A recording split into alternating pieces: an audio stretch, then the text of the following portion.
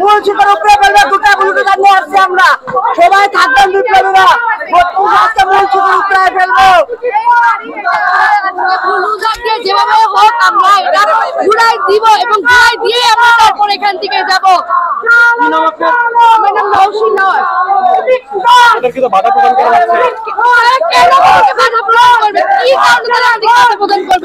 আমরা এই বাড়ি এই বাড়ি না ঘুরে আমরা কোনো শিক্ষার্থী এখান থেকে যাবো না।